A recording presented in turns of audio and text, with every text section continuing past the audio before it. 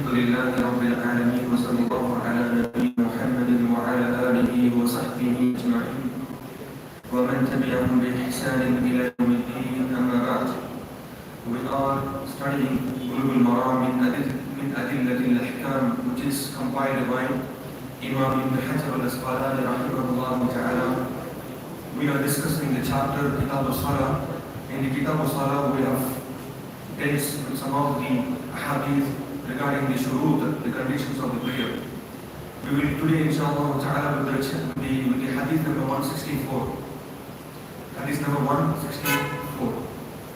وعن آمر بن ربيعة رضي الله تعالى عنه قال: كنا مع النبي صلى الله عليه وسلم في ليلة مظلمة فأشكلت علينا قبلة فصلينا فلما طلعت الشمس إذا نحن صلينا إلى غير القبلة فنزلت الآية فأينما تولوا فثم وجه الله.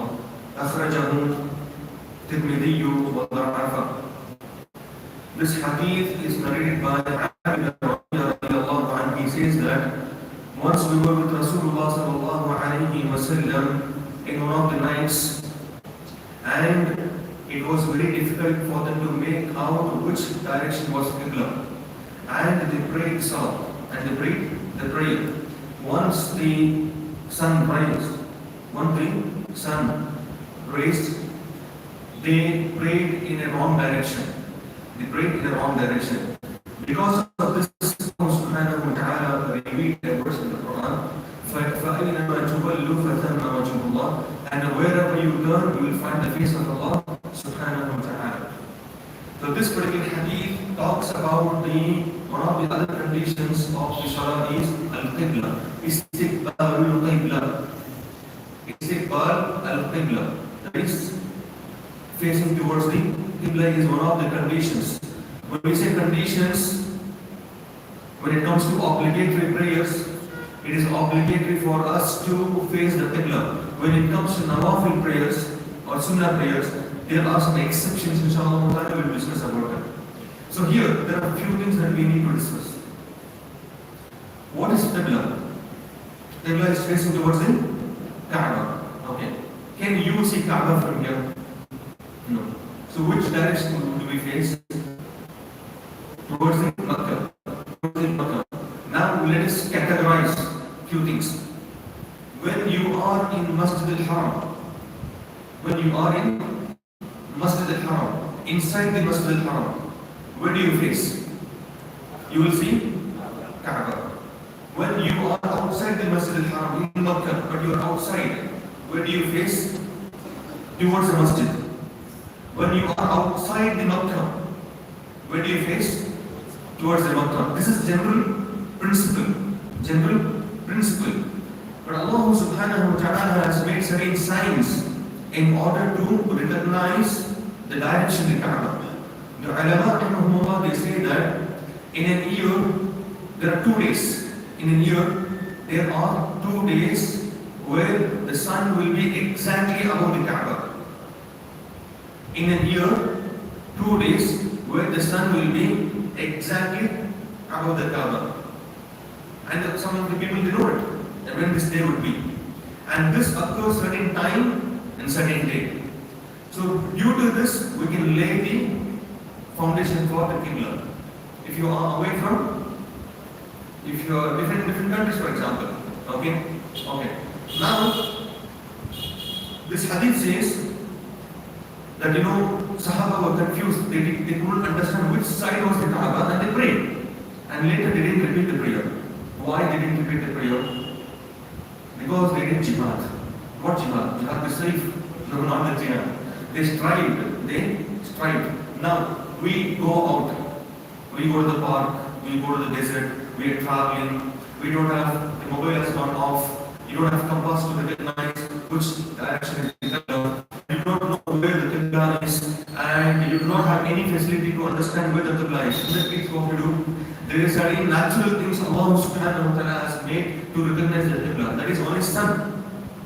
For example, sun rises in the west, that is Yawmul Qiyamah. Sun rises in the east, sets in the west. So we know that west side is the Qibla. West side is the Qibla. Another way of recognizing is by the shadow. By the shadow. Another way of recognizing is by looking at the sun. Another way of recognizing is by looking at the stars. And mainly, the stars are used in the night. By looking at the stars, you can recognize, okay, this side is the Qibla. And this particular science is an easy science actually.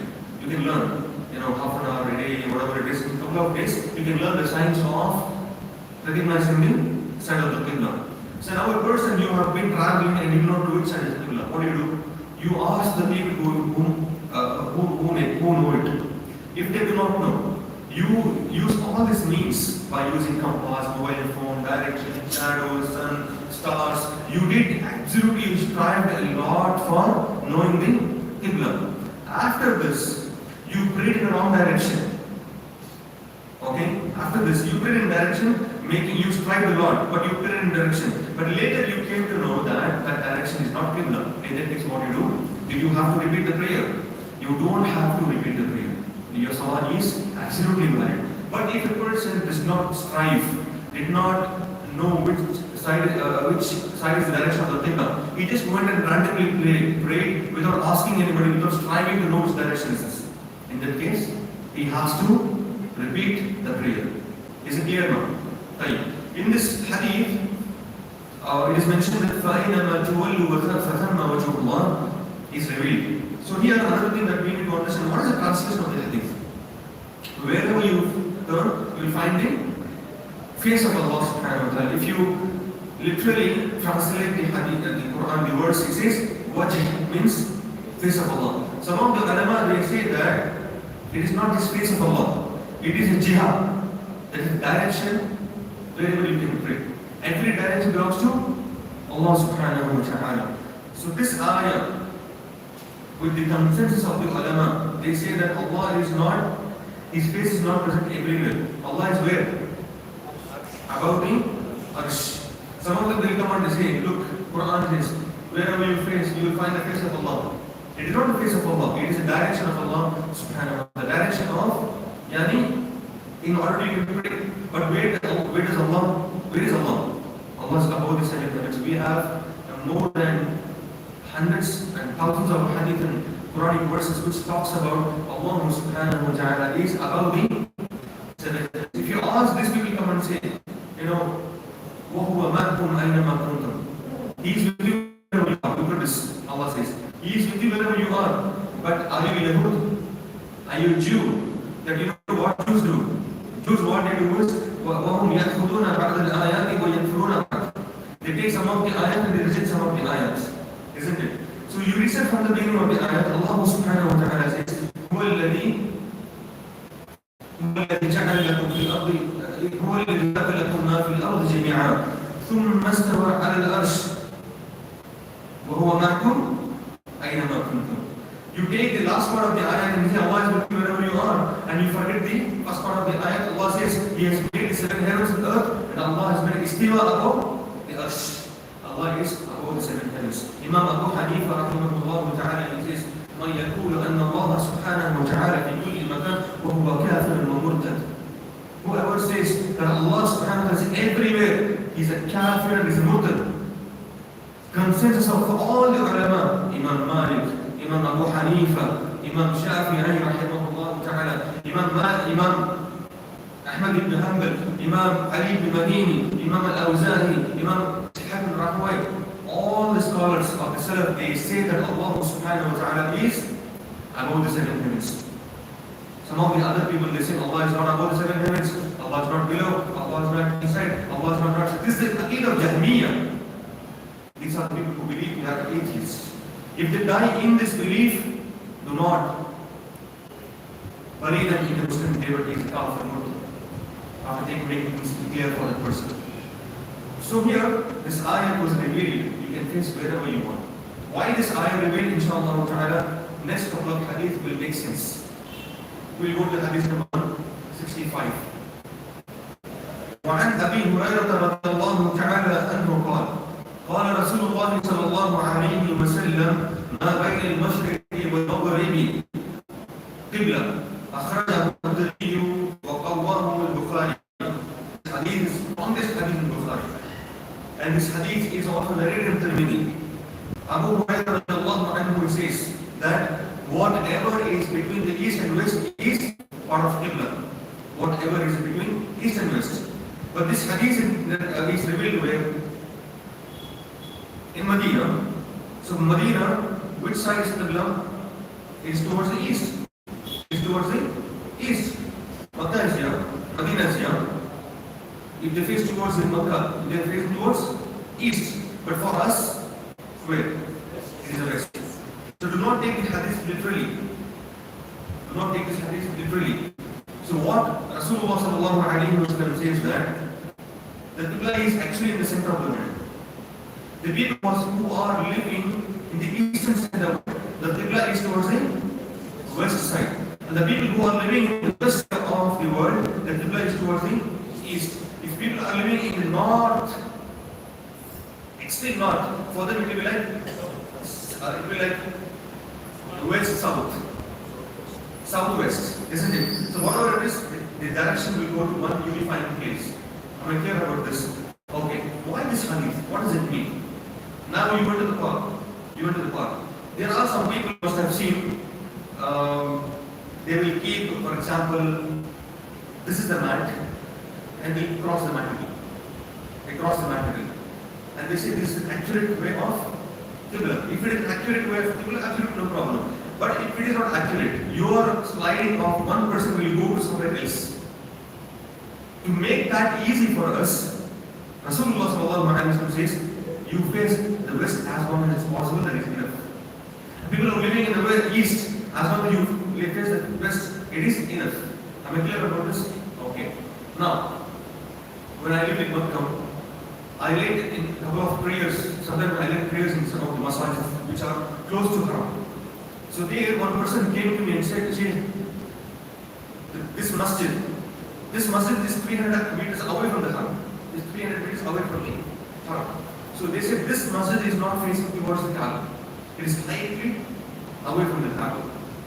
Slightly away from the Kaaba. Away from the Kaaba. But it's towards the Masjid al Haram. There are some masajids which are close to Haram, which are exactly not close, but it's facing towards the Masjid al Haram. Absolutely no problem, inshallah. What you can do is, if you have the knowledge, what you do is, when you enter the masjid, if it's slightly the other side, move the mat towards the Qibla, match it, make it accurate, and pray. Is it clear? Allah subhanahu wa ta'ala will make it easy for us. So, in any ways, the salah is not excused. Is not excused. Am I clear about this? I'm clear with this.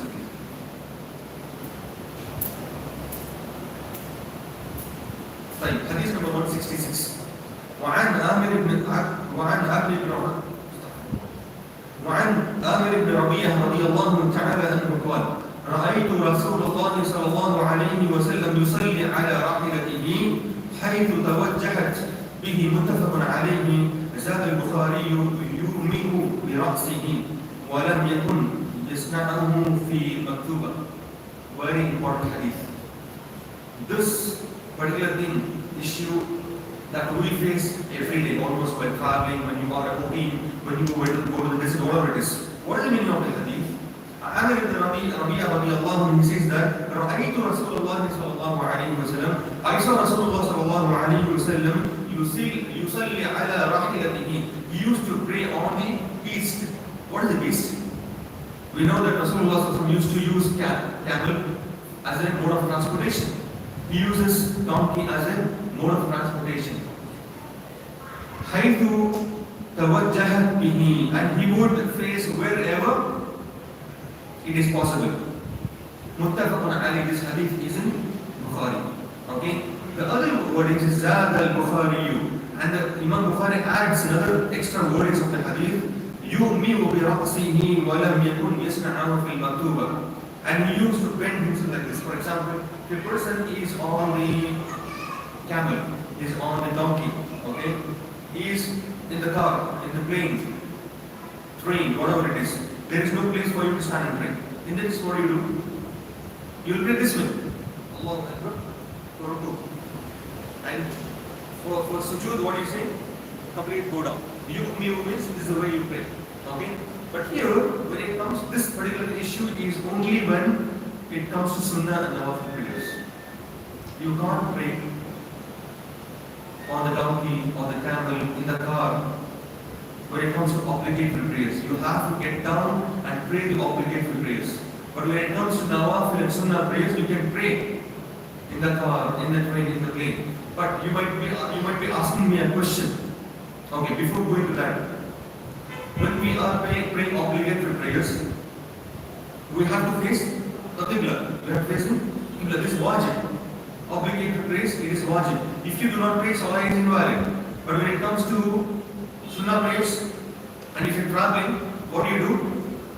You say Allahu Akbar, Takbir al Haram, facing towards the Qibla. For example, you're traveling this way, and the Qibla is on the left or right or back. Okay? What do? Takbir al Haram, for example, Allahu Akbar, then you pray. Then you make sujood and ruku, like not completely, but by actions. Even if you're facing any other sides. Now this ayah makes sense. فَأَيْنَمَا تُوَلُّوا فَثَمَّ وَجْهُ اللَّهِ. Face wherever you face. Wherever you face, it is the face of Allah subhanahu wa ta'ala. Is it clear? Takbir al-Ihram should be towards the Qibla and you pray towards any other side.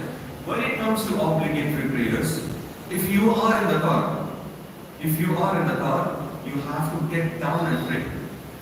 But in a situation sometimes where you can't get down, where it's not possible, or you're driving, in that case what do? You start with Allahu Akbar, you continue praying. But this particular situation, rarely we get. But this situation falls under when we are traveling in the flight, in the train, because we are not the one who's controlling the flight, train, ship or anything, right? In this world, the ship goes this way. The ship might turn any other side, the flight might turn any other side, the train might turn any other side. What you do is, if possible, in the flight, in the train, in the ship, go and ask permission to pray and face towards the Qibla as much as possible. In between it changes, you continue praying. Your salah is valid. You've done the maximum. Okay? But you can't sit and pray however you want. But there are some situations where it comes, for example, when I used to travel from Makkah, during my holidays, when I used to come to India, what I used to do is, I used to make out through the windows. For example, it's very easy for us to pray. When you come from Makkah, how do you come? This is Makkah and this is India, right? You're facing towards what? East. So you can sit and pray towards the sorry, you can face the opposite side towards the west. It's easy. But there are people who are traveling this way, from the north to south, south, north. In that case, what do?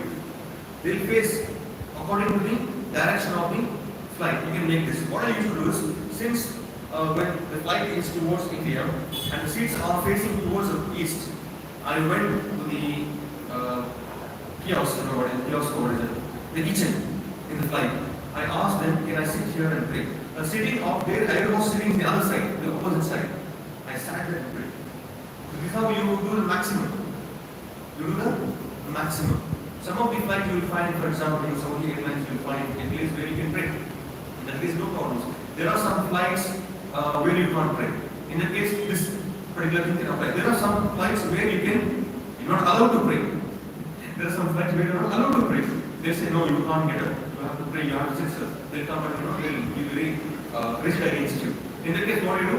Continue praying in the same situation. Am I clear about this? No.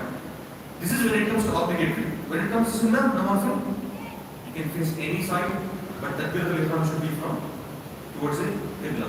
Am I clear about this issue? Right. Some people, they pray in the car. Who's driving? Your brother is driving, your father is driving, you yourself driving. You pray obligatory prayers. Your salah is invalid. Why? You can stop the prayer, you can stop the car and you can pray. If you go to some of the Uloom of Deen, it is mentioned that there are certain situations where you are running away from the enemy. For example, you are running away from the enemy in the train or in the car or any means of transportation, or even if you are running and you have no time to pray. And if you stop, they are going to kill you. What are you supposed to do? You pray while running. You pray while running. And you're driving. Running away from them? From whom? From the kuffar. Because they will kill you. You drive and you set for the Alhamdulillah, Rabbil Alamin, you're setting. You make rukuns to get itself. Is it clear? What does it mean? There is no excuse for you to leave the prayers. How one can pray while running them? Is it possible? This is possible. You're running, you say, Allahu Akbar, Alhamdulillah, Rabbil Alamin. You're running and reciting this. And you make sujood, not completely, but maximum. What do you think? This is Ulama rahimahullah have mentioned these things in the Bulugh. It's not simply, they are called as, the ulama are called as the warathatul anbiya. They are not called as the inheritors of prophets. Why inheritors of prophets? Because they have inherited knowledge of Allah and Rasul sallallahu alayhi wa sallam. That's why we say that one of the signs of Yawm al-Qiyamah is that the knowledge, the scholars will be taken away, isn't it? But the books will remain. Bukhari will remain. The Quran will remain until the last moment. Sahih Muslim will remain. Kutub Siddha will remain. Books. I myself have a big library at home. That will remain. But will you be able to understand that? No. What Rasulullah sallallahu alayhi wa sallam says here is that Allah will take away the fiqh along with the scholars. And the fiqh, where is it? Where is the fiqh? In qulubihim, in their hearts. By the deaths, Allah will take away the fiqh. That's we can see it nowadays. People like me are giving fatwas, subhanAllah. People like me are coming and asking me fatwas which are related to some sensitive matters. I can't even give fatwa. I can relate what the ulama they say. Muftis and ulama are different from you and me. We are insignificant. We are not scholars. We are just students. We need to gain knowledge. Is it clear? Right. There is an extended wordings of this hadith. وَلِأَبِي دَاوُودَ in the 166. وَلِأَبِي دَاوُودَ مِنْ حَدِيث وَلِأَبِي دَاوُودَ مِنْ حَدِيثِ أَنَسٍ وَكَانَ إِذَا سَافَرَ فَأَرَادَ أَنْ يَتَطَوَّعَ استقبل بناقته القبلة فكبر ثم صلى حيث كان وجه رقابه وإسناد حسن. This hadith clearly explains that Rasulullah sallallahu alayhi wa sallam, whenever he wants to pray Nawafil, he used to make Takbir al Haram towards the Qibla and he used to continue praying. Allah, it's very clear. Very, very easy. When you're traveling, you face wherever you want, but when it comes to Sunnah Nawafil, but you make Takbir al Haram towards the Qibla, inshallah. That's the condition. Clear about this mas'ala? Going on to hadith number 167. وعن أبي سعيد الخدري رضي الله تعالى عنه أن النبي صلى الله عليه وسلم قال: الأرض كلها مسجد إلا المقبرة والحمام. رواه الترمذي وله علة. Rasulullah sallallahu alayhi wa sallam says that this hadith is narrated by Sa'id al-Khudri radiyallahu anhu. He says that Rasulullah sallallahu alayhi wa sallam says, Al-ardu kulluha, entire earth is a masjid, illa al-maqbara wal-hammam, except the graveyard and the hammam, toilet. There are many other things. There are some over 8 places where you are supposed to pray, inshallah, we will discuss this hadith. Now we will deal with this hadith. And this hadith bil-ijma' wal-ummah, consensus of the ulama rahimahullah. And this particular ijma' is mutawatir. Ulama rahimahullah, they say that none of your salah is valid when you pray in the graveyard. In the graveyard. Not only the graveyard, even facing towards the graveyard. For example, there is a grave yard. This is the door of the graveyard, okay? This is the door of the graveyard. You can't go and face towards the graveyard. Salah is invalid. Limadha? Why? Why is it not allowed?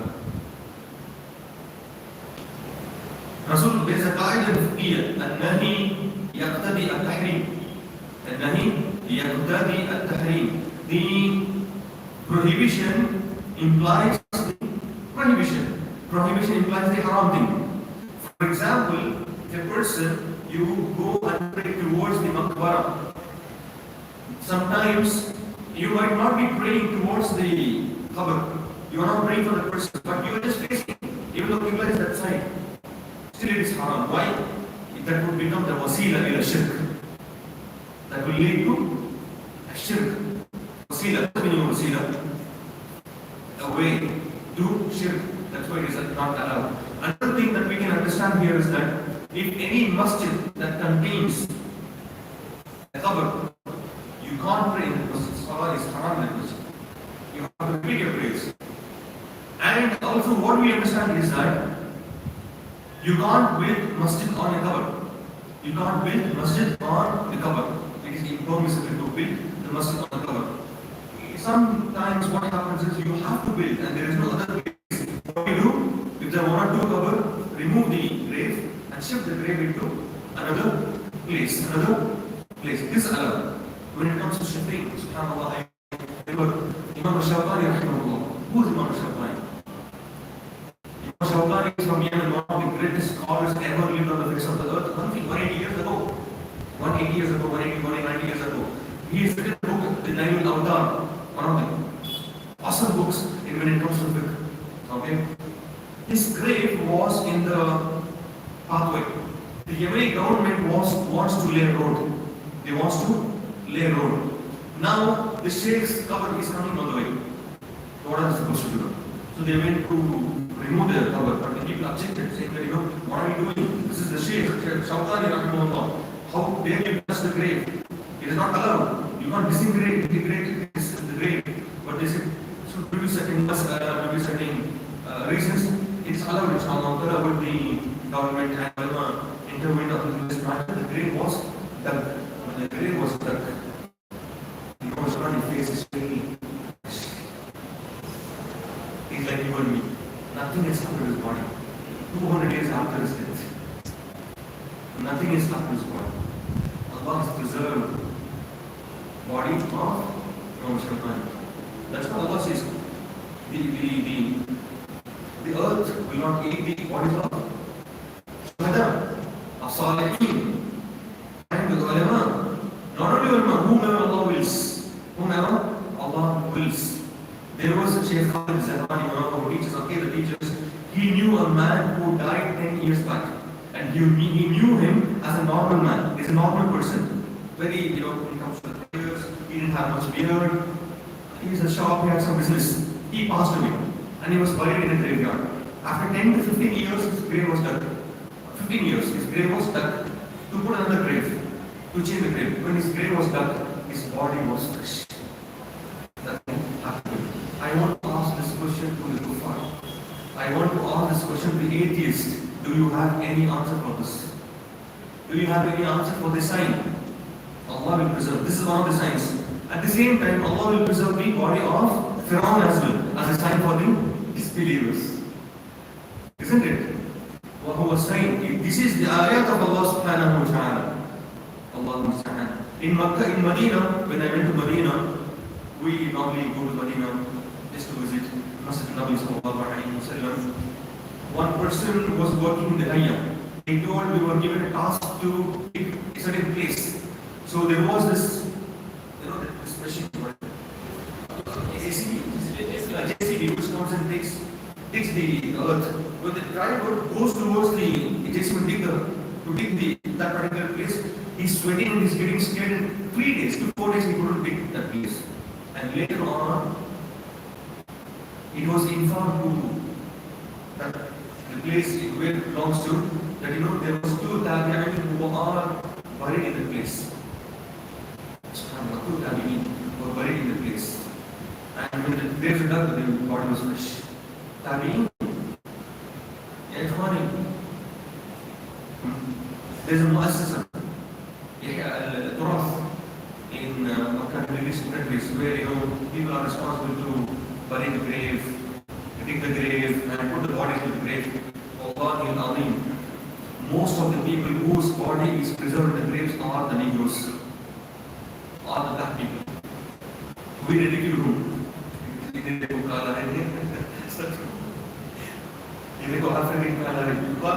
make them derivative calling them most of the bodies, 80 to 90% of the bodies of the black people are fresh in the grave.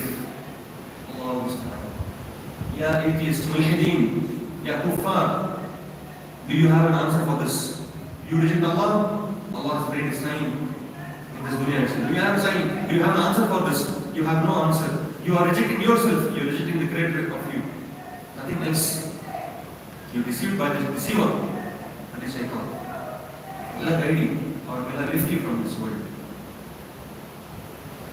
So this is allowed to take the grave and change the grave. So it's clear, isn't it? There is one prayer where it is allowed in the Makkah. Which prayer is that?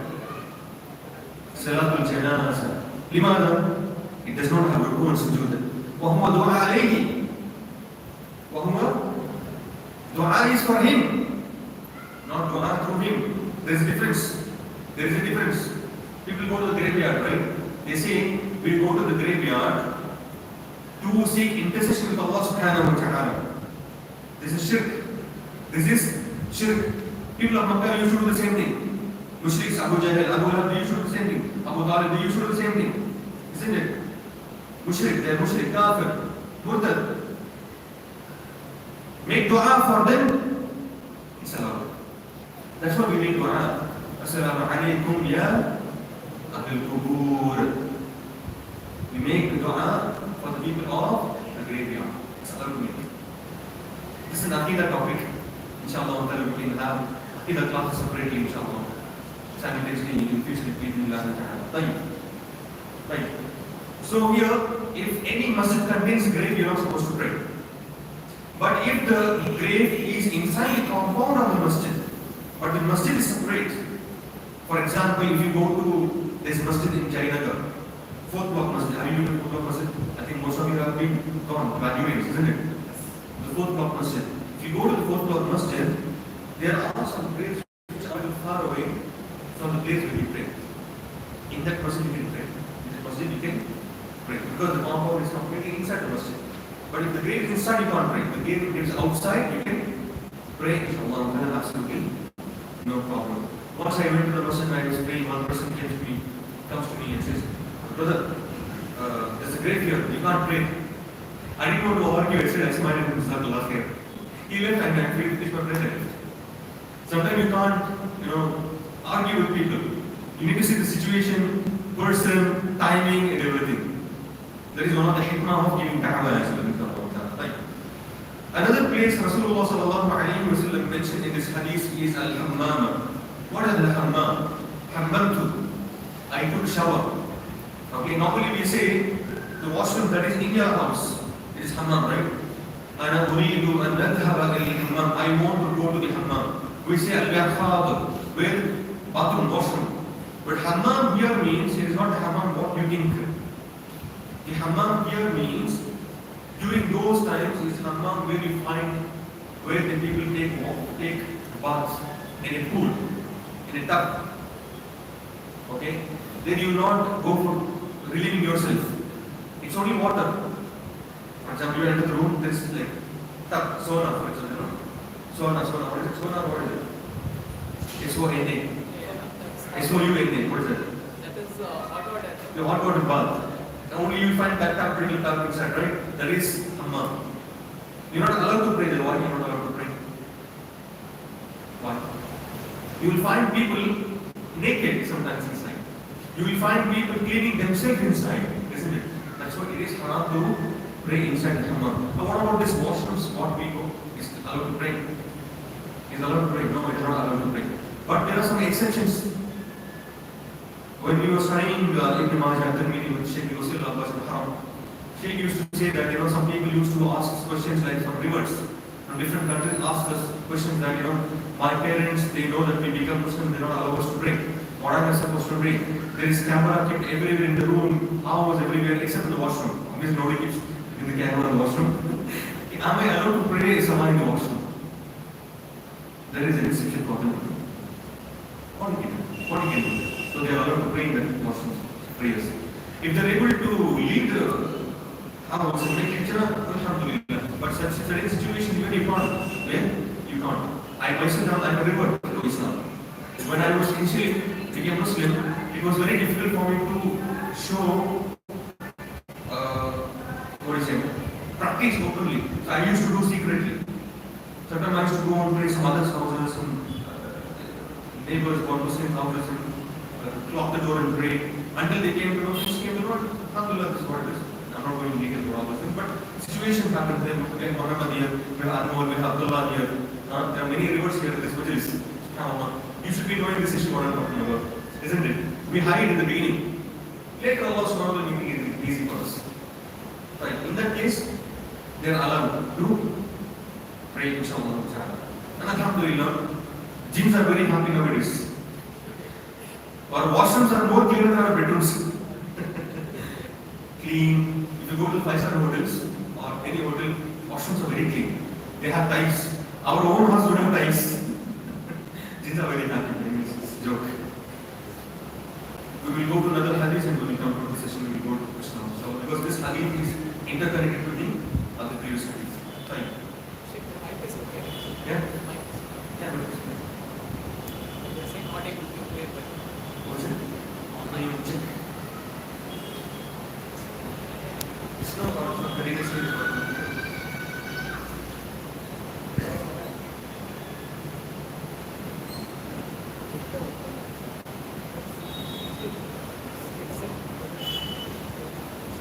YouTube, they are saying that it's not audible. No, it's audible, but the voice is not clear. Can you remove it back? I think it should be fine now, inshallah ta'ala. Okay? Tayyib. We will go to hadith number 168. With this, inshallah, we will conclude. All who are watching, they can ask. I'll read this from. طيب. وعن ابن عمر رضي الله تعالى عنهما أن النبي صلى الله عليه وسلم يصلي في 7 مواضع. Rasulullah sallallahu alayhi wa sallam says that, Ibn Umar radiallahu anh, he says that Rasulullah sallallahu alayhi wa sallam prohibited us from 7 places.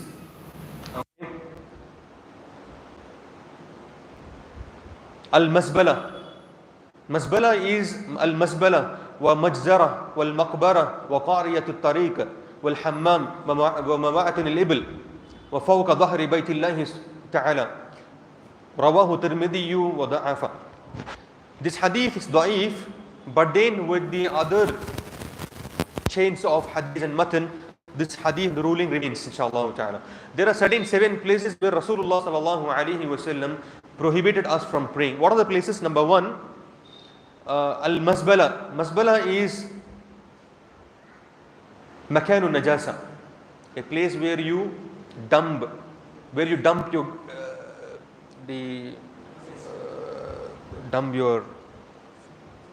garbage, because it has najasa in it, right? There's najas in that particular place. You can't pray. There's a lot of najas in that. This is one of the things that we need to understand. Why?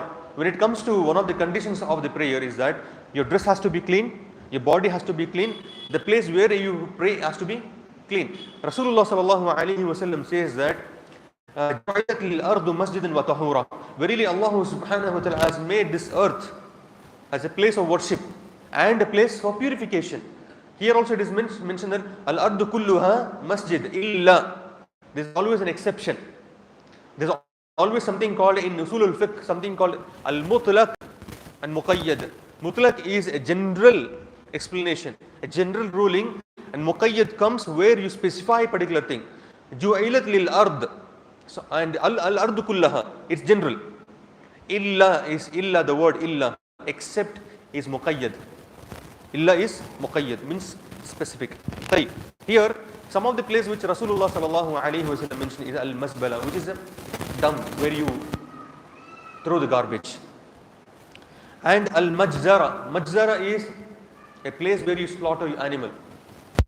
It's not allowed for you to pray because of the blood. Because of the when we discussed in Kitab al-Tahara, we discussed there are 2 kinds of blood which comes up from the body of the animal. What are the 2 kinds of the blood? Ya ikhwani, nasitum. Forgot. الدم أنت غايب أنت معذور. Yeah, Jamil. الدم المسفوح, the blood which when you slaughter the animal, the blood which comes out, that is masfuh. الدم المسفوح, that dam, the blood is haram to drink or eat. There are some blood which stays back in the body with some of the veins, some of the body parts, with the lahm, with the meat. All of fasting, is it? Some blood which stays back with the meat, that blood is not haram. That blood is not haram. Sahaba, they used to cook. Sometimes the blood used to float from the meat. That is more tastier actually. That is haram to, that is halal to eat, but not that blood which comes out. So because of dam al masfu, praying in masbala is haram. It's impermissible. Well, maqbara we have discussed. Maqbara we discussed. Some might will come and ask you question. Then what about the Masjid al-Nabi sallallahu alaihi wasallam? Is it not the Masjid al-Nabawi in the is it not the grave in the Masjid al-Nabawi? But you need to understand that the grave of Rasulullah sallallahu alaihi wasallam is not in the masjid. It is not a part of the masjid. It was a house of Rasul. It was a house of Aisha radiyallahu anha. There were Rasulullah sallallahu alaihi wasallam having marital intimacy. They used to have menstruation. They used to talk worldly affairs. People used to come and meet Rasulullah sallallahu alaihi wasallam. لو كان هذا مسجدا, if this was a masjid, he wouldn't have allowed all these things, isn't it? It is not a part of the masjid. Now you might be asking, how did this become a part of the masjid? How did this become part of the masjid? Again, one thing I have to keep in the mind, it is not in the part of the masjid. It had a complete boundary. It has got complete section. Okay, masjid is separate and the house is separate. But it was included. It was included. Why and how? Because it is not done by the ulama rahimahullah. It was not done by the Khulafa al-Rashidin, the four caliphs. It was done during time of Abbasiyya, when the people are accepting Islam, and Abbasiyya during time of Umayyah dynasty, accepting Islam, they extended the masjid, and this fall automatically inside boundary of the masjid, not inside the masjid, not inside the masjid. Am I clear about this? Okay. Ulama of that time, they didn't like this particular issue, but still they couldn't help out because of the circumstances and urf and things like that. And somebody might ask you, if that is not the case, why did there is a doom on the Masjid al-Nabawi sallallahu alaihi wasallam?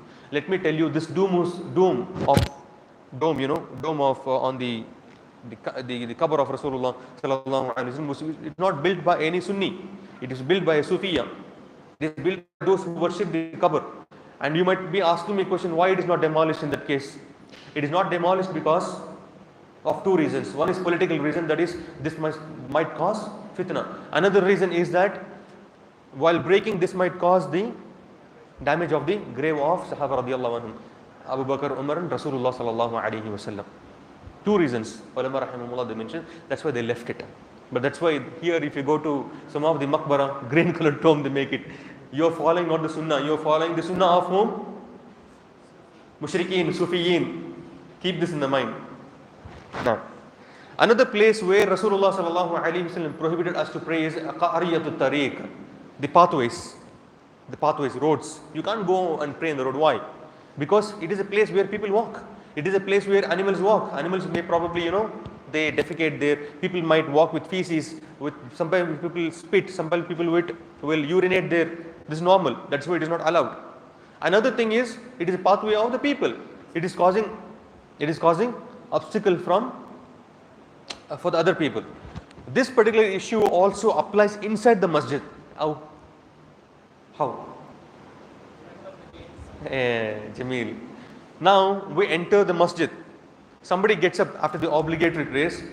There are people who gets up. They will not find any other place to pray. They will go and pray right in front of the door, obstructing others from going out. Am I correct or not? Now, this is the door. Okay. They finish the obligatory prayers. Masjid is spacious. He will not find any other place. He goes and stands right in front of the door. Now, he has to avoid praying become an obstacle. This also falls under that. Qariyatut tariq.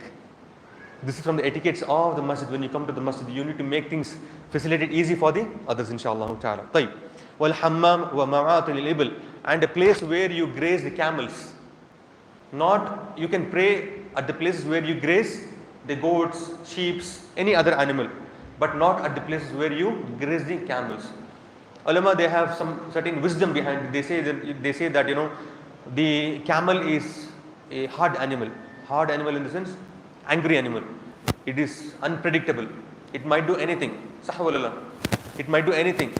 In that case, you are praying. Sometimes you are praying and it comes and sits on you or stabs you. Khalas, your Salatul Janazah continues with the prayers. Isn't it? That's what happens. It might catch you. This is unpredictable animal. That's why it is not allowed for you to pray in the place. But however, whatever the wisdom is, as long as Rasulullah sallallahu alaihi wasallam told us not to do this, we will not do that, inshallah ta'ala. Another place where Rasulullah sallallahu alaihi wasallam prohibited us to pray is fawqa dhahri Kaaba. In the Kaaba or on the top of the Kaaba. When it comes to obligatory prayers, you can't pray faraid, salatul faraid inside the Kaaba or on the top of the Kaaba. But you can pray sunnah nawafil. Rasulullah sallallahu alaihi wasallam, he entered the Kaaba, he prayed nawafil, placing at all the 4 directions. It is allowed, inshallah ta'ala. Be clear about this? On top also you can't pray. You can't pray. And even another important thing which I want to emphasize here is that we know Kaaba which is square.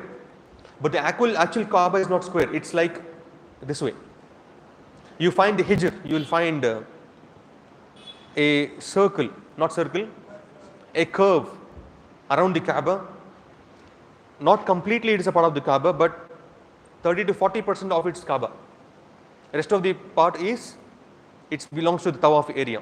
So when you make Tawaf, you will not make Tawaf there inside it. You will make Tawaf around it.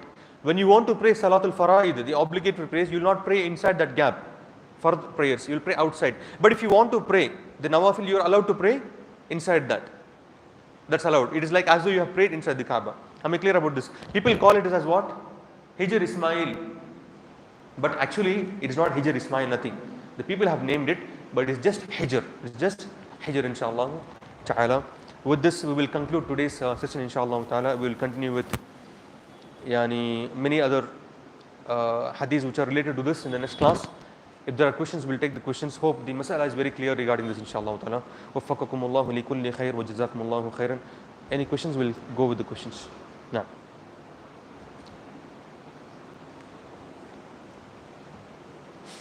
Is there any questions here? We'll take the questions.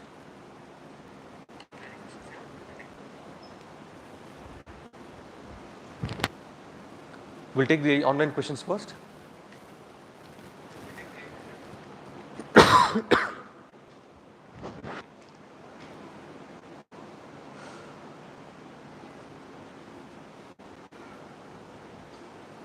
Okay, there is a question. If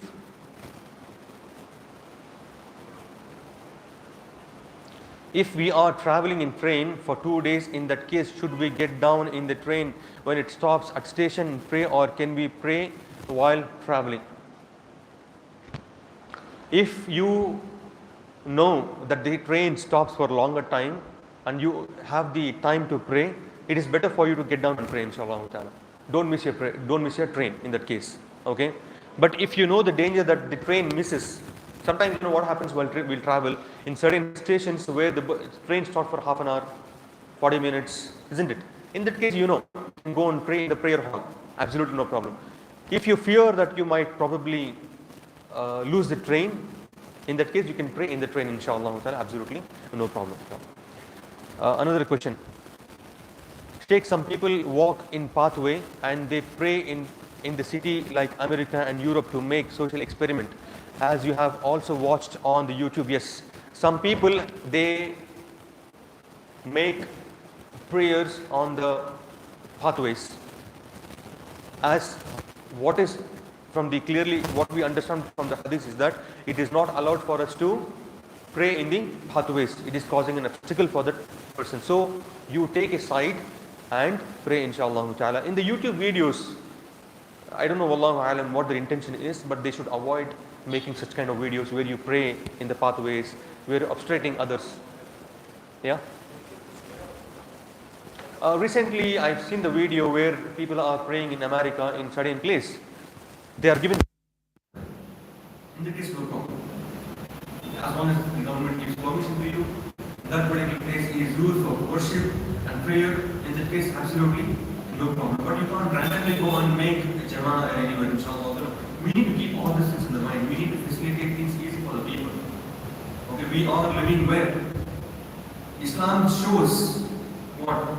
We need to show that Islam is easy, not only for Muslims, but even for others.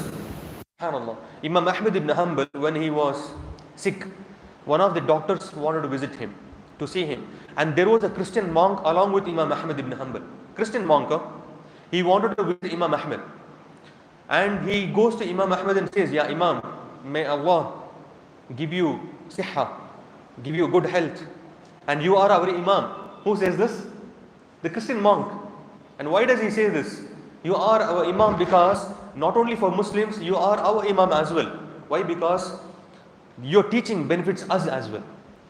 Because you take the jahal, ignorance from the people, they stop doing oppression against us. Islam is hudal linnas, for entire people. We are the khairu ummah. So we have to beneficial for ourselves and for our community, especially when we are living in India and when you're living in non-Muslim countries, we need to facilitate things for us as long as you do not cross your Sharia. Am I clear about this? So the kuffar has to come and say, Islam is sahih. Islam is sahih. Umar radiallahu anhu, when he was one of the Roman general wants to visit him, he comes to Medina, he sees no palace, nothing. Amir al-Mu'mineen is sleeping on the dust, in the sand, outside the Masjid al-Nabawi. He goes to him, and Hada Amir? Hada Amirukum? Is he your leader? Amir al-Mu'mineen? He says, yes, he's our leader, Umar. Umar radiallahu anhu, sleeping on the sand, outside the Masjid al-Nabawi sallallahu alayhi wa sallam. He goes to him, he says, Ya Umar, wallahi, anta amint wa adalt. He says, verily you have ruled with justice. And amint, there is aman. There is, what he says, peace. And wanimt. And you are sleeping with peace. Other kings are fearing who will attack them. They want cars with bulletproofs. Big cars, using the people, money of the people. Here, Amir al-Mu'mineen, Rasulullah sallallahu alayhi wasallam, Abu Bakr, Umar, Uthman, Ali, Khulafa al-Rashideen, they didn't have any bodyguard security. They did justice, they slept, they spread aman among the people. What an example these people have led for us. We can never reach them. Allahul Musta'an. Tayyib.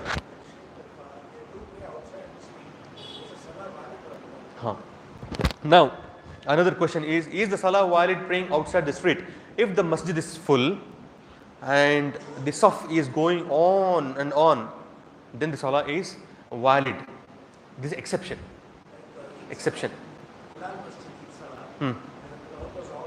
Yeah, it is allowed in that particular moment, inshallah. But if they can arrange another place, that is better. That's why each salah should be performed where open grounds, not in the masjid. The masjid will not be enough. Masajids are those for those people who are du'afa, who are weak, can't go ajiz. For them it is allowed, ma'adur, isn't it? But otherwise each salah should be in the grounds. This has to be the sunnah. Inshallah ta'ala. Hope we follow the sunnah of Rasulullah sallallahu alayhi wa sallam. Tayyib.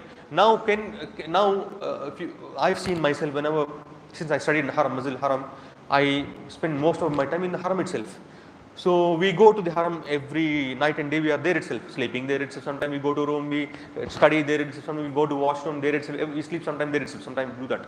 Sometimes people, what they do is, Jama'ah is established in the masjid, and people, they just hear the adhan and they don't want to miss the Jama'ah. What they do is they stand far away from the Jama'ah.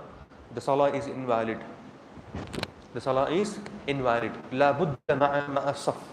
It has to be with the saf. Keep this in the mind. Keep this in the mind. It has to be saf, with the saf. Rasulullah sallallahu alayhi wa sallam says, Saffu sufufakum wa tara'su Atimmu saffal awwali fal awwali fal awwal. These are the wordings of Rasulullah sallallahu alaihi wasallam. First, finish the first saf, then next, then next, then next. This is how it should be, inshallah ta'ala. If the road or a river comes in between, the salah is munkata'a, yankata'a salah, which breaks the prayer. I think it answers your question, inshallah ta'ala. We'll take your question.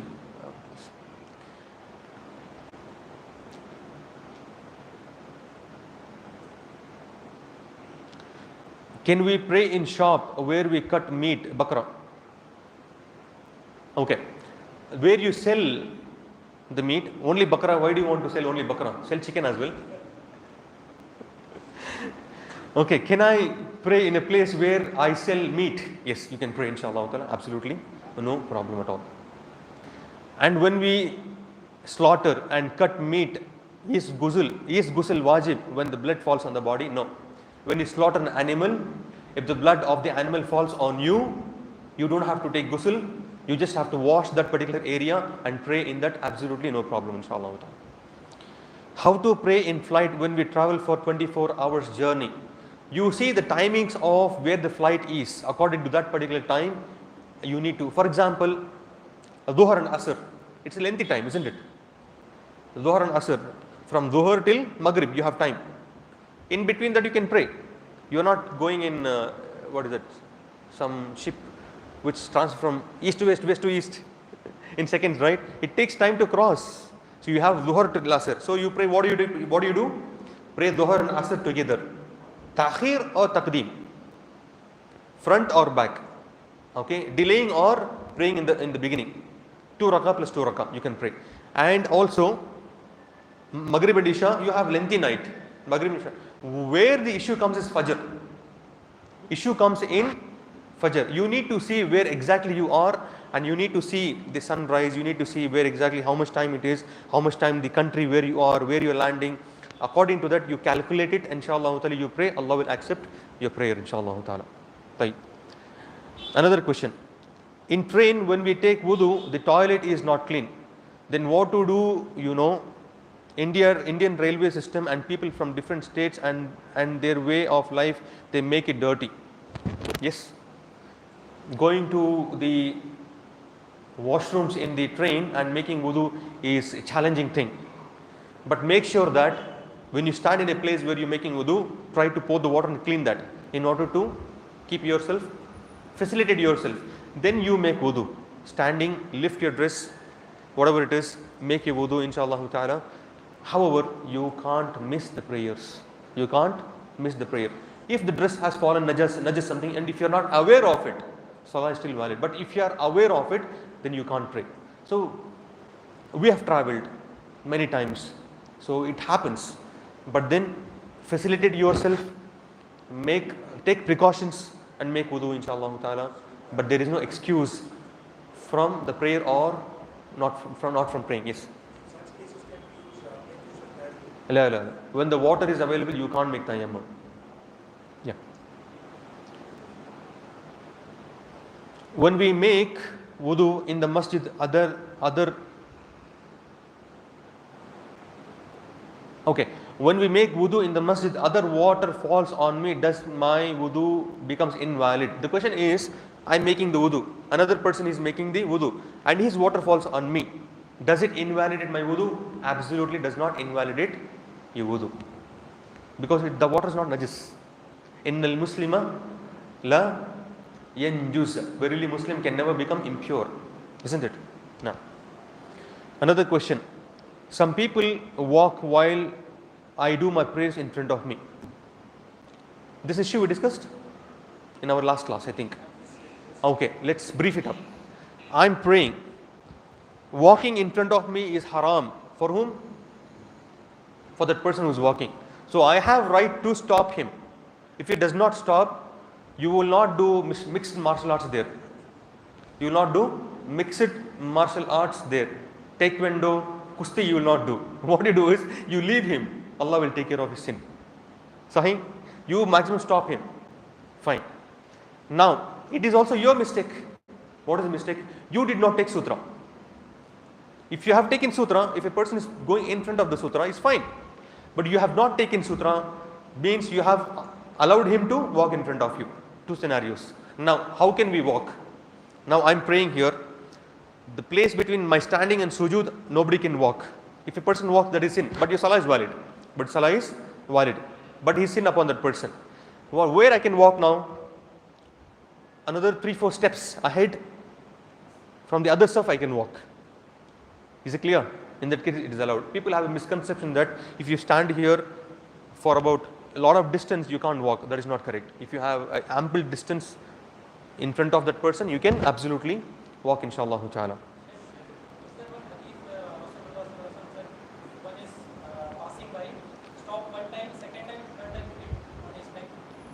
Wallahi, I do not know about this hadith. Wallahi, can you get me the hadith? I don't know. I never read this hadith. Allahu alam. There's nothing mentioned with hitting the neck itself. Allahu alam. But you stop him. Maybe if it is there, you let me see the hadith if it is authentic or not. One second. We'll take the question after this, inshallah. Okay, another question. There is a masjid in Yalanka where graveyard is also connected, and because of that Jum'ah namaz they use the graveyard parking, but there is no boundary wall. If the graves are inside the masjid, salah is invalid. No Jum'ah wala Jama'ah. There is no Jum'ah, there is no Jama'ah. Praying there, salah is invalid. If the graves are inside the masjid. If the graves are outside and it is a compound wall, there is a compound wall, your salah is valid, inshallah ta'ala. No problem. If there is no compound between the grave and the masjid, then you can't pray. But if it's separate, there's a wall, fine. Yes. Another question, I request you to answer this question. Of course, how should we move the index finger in tashahhud? Okay, there are different ways of moving the index finger in the tashahhud. One of the ways, there are 4 different ways. One is keeping straight. And because of the hadith of Rasulullah sallallahu alaihi wasallam, and how do you keep the finger is like this? Can you see this? This way. Not like this, not like this, not like this. It should be this way. Number 1. And now, while sitting, you will be facing the index finger. Now, what am I supposed to do? Am I supposed to move it? Am I supposed to circle it? Am I supposed to just keep it straight? Am I supposed to do bit in an extent your hands will pain? What am I supposed to do? The Imam Albani rahimahullah with the hadith, he explains that keeping straight with a slight movement which you can't even see, that is the most authentic among the aqwal of the ulama rahimahullah. But moving this way, there is no subut. Very fast. Some of the incident I have seen in the masajids, some people have broken their fingers while you did this. Astaghfirullah. You're praying, another person is praying and he's doing tashahhud like this, very fast. What he did is, he broke his finger in the prayer. Allah musta'an. The other guy, why will I break my finger? The other guy broke his finger. What are we doing? Ya ikhwani, Allah has put فَعَلَّفَ بَيْنَ قُلُوبِكُمْ. Allah has made your hearts together. Why are you doing this? SubhanAllah. Love Allah subhanahu wa ta'ala, love Rasulullah sallallahu alayhi wa sallam, follow the sunnah. If you have any issue, talk it out. Don't harm each other with physically. Allahul musta'an. So this is one of the ways. Imam Shafi says this way. Imam Malik says this way. Imam Ahmad is straight. What is sahih is straight, keeping it straight is absolutely fine, inshallah ta'ala. Either ways, this is a part of the prayer which is sunan al-failiyah. Even if you do not do it, absolutely no issue at all whatsoever. Now, Raful Sababa, no, there's a wording. In the kulli dua, it is mentioned. At every dua, for example, you say, Ashhadu an la ilaha illallah, wa ashhadu anna Muhammadan abduhu wa rasuluh, At-tahiyyatu lillahi wa salatu wa tayyibat, Assalamu alayka ayyuhan nabiyyu wa rahmatullahi wa barakatuh, like this. Reciting at the end of each phrase, Allahumma salli ala Muhammad wa ala ali Muhammad, like this. This is also mentioned. But what is sahih is keeping straight. According to my research, everything, keeping straight is more authentic, inshallah ta'ala. Wallahu a'lam. Yeah. وهو إمام السنة. طيب, we'll go to the next question. Many questions today, subhanallah. Next question is namaz. Is namaz, in namaz, how close should one stand with other person in the jama'ah? Standing closely, when you stand in the jama'ah, you have to stand so close, don't take away his place. Don't take away his place. Give him his place and stand in your place. And also, do not stand in the jama'ah giving another person where he can stand far away from that person. What you can do is, as close as possible, first you keep the shoulder to shoulder together, then feet comes automatically together, inshallah. Is it clear? That's how it should be. Don't squeeze yourself, do not squeeze others. Give space for others where they can stand. Is it clear? That is how you stand, inshallah ta'ala. And standing in the saf, shoulder to shoulder, feet to feet, is all from the sunnah. It is not wajib, neither it is mandatory. This thing you should keep in the mind. This thing you should keep in the mind. It is not from the sunnah, it is not from the wajibat, it is from sunan, al-failiyah, in the saf. Okay, this is how the angels stand in the saf.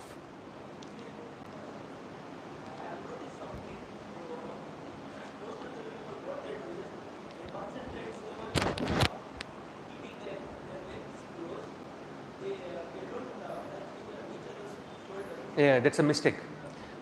The first thing, the question is, there are many people who does not keep their shoulder to shoulder, but the feet to feet they keep. That's a mistake. What is first is you need to keep the shoulder to shoulder, then automatically feet will be in alignment. That should be the way, inshallah ta'ala. Is it clear? Right.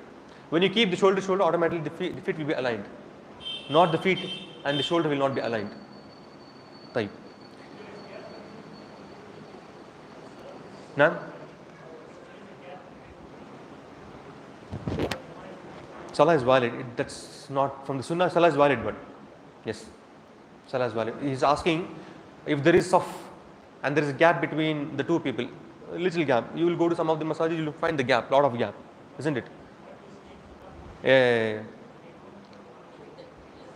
In that case, salah is valid. Salah is valid. Absolute no problem.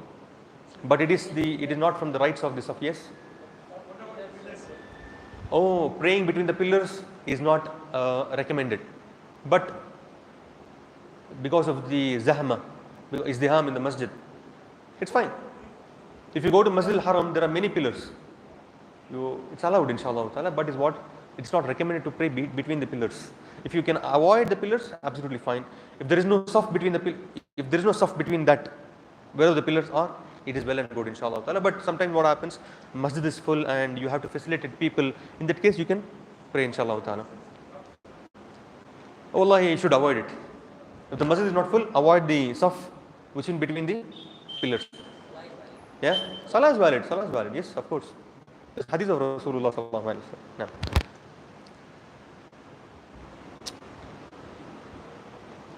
Zakat issues. Zakat, some people give clothes to needy people like women, sari, Indian outfit. How much is this valid? When sari is so open that you can see the body parts. Zakat cannot be given in saris. Zakat cannot be given in pants and shirts. Zakat cannot be given in grains and food and things like that. Zakat cannot be given in gada'iyya, that is food. Zakat has to be given in naqad, money, in cash. People have misconception that zakat can be given by distributing the clothes among the people. It is haram. It's impermissible. If they have done it, again they have to give the zakat. Can we give zakat to the masjid?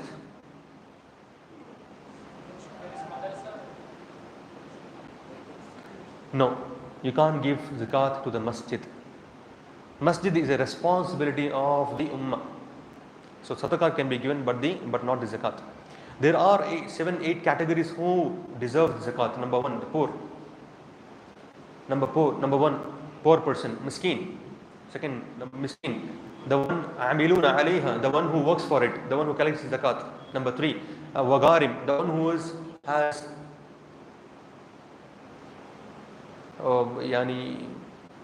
in the jail, for example, and he is to be relieved. Upon him is magrum. Upon him is lot of penalty. He has to be. For him is allowed. Number 5, Mu'allif al-Qulub, the one whose heart is inclined towards the Islam. Number 6, wayfarer, the one who is a musafir. Not every musafir. The one who lost money and he don't have money, even if he's rich, is allowed to give. This is a different issue. Another person, fi sabilillah. La, not fi sabilillah. What the ayat says? Yeah? La. I think these are the 7 things, inshallah ta'ala. Only for them you are allowed to give the zakat. You can't give zakat to dawah centers. You can't give zakat to institutions. But there are some centers who take zakat and they fulfill the needs of the people who falls under these categories. It is allowed as long as you do it. Is it clear? But you can't go and give for any dawah centers. It's not allowed, inshallah ta'ala. Yes, of course, for the masjid it's not allowed. Okay. Okay. Another question. Taraweeh, Muslim scholars say one sujood gives 1,500 rewards. Some say they say lakh. No, there is no riwayah from any riwayah which I know from the Sahih or Hasan, whatever it is, which says that one sujood gives 1,500 or more than lakh or whatever it is rewards. It is not seen, inshallah ta'ala. Wallahu a'lam. We'll take the questions here. If there are any questions here.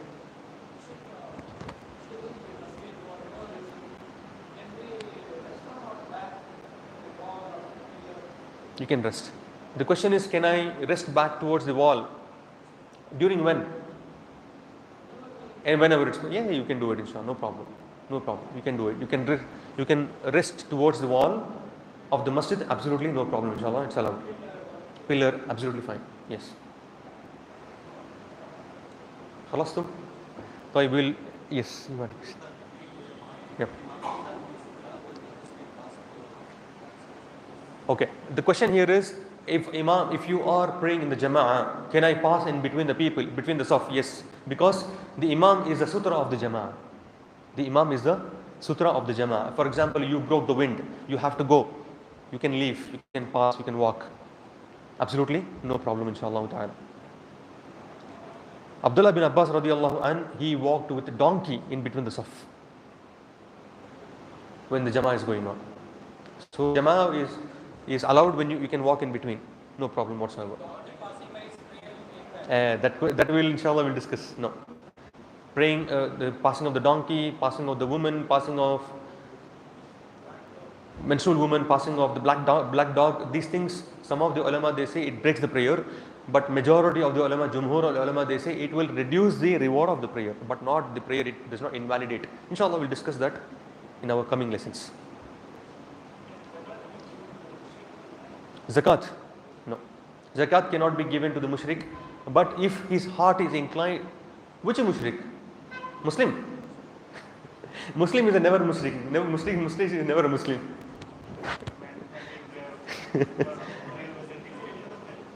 It is only allowed for that person who is a disbeliever, whose heart is inclined towards Islam. But if you want to give to that person who has committed shirk, you explaining him about shirk, that becomes zakat for him.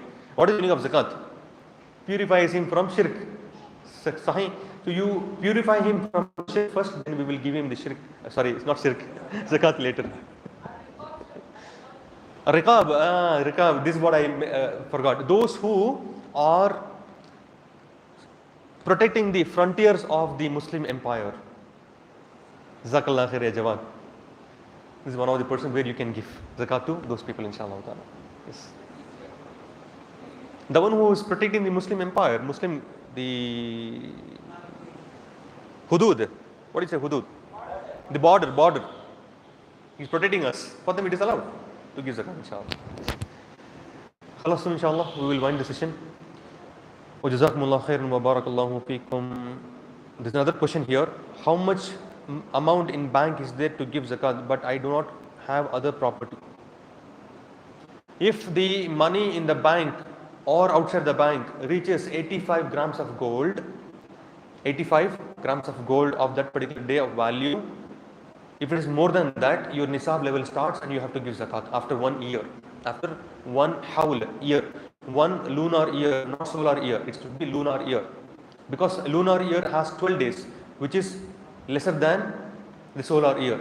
Okay, now some of them we have crossed 25 years here. According to solar we are 25, according to lunar we are 26. So we are more closer to Malakul Maut to come for death. You understand? So it should be 85 grams of gold, 85 grams of gold, and your value reaches 85 grams of gold. That is your nisab level. Once the nisab starts, from that particular time to next year, it should not reduce. If it reduces, nisab gone. If it is on that, you keep adding on, nisab is there, that's when the zakat applies, and it should be 2.5% of what you have in the total value of that particular day where you take zakat out, inshallah ta'ala. We will discuss this in zakat chapter after salah. Wa sallallahu ala nabina Muhammad wa ala alihi wa sahbihi ajma'in. Wassalamu alaikum wa rahmatullahi wa barakatuh.